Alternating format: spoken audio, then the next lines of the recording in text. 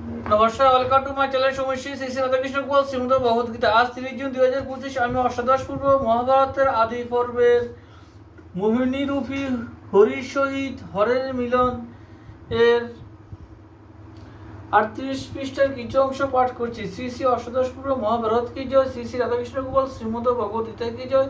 Radhakrishna Radhakrishna Radhakrishna.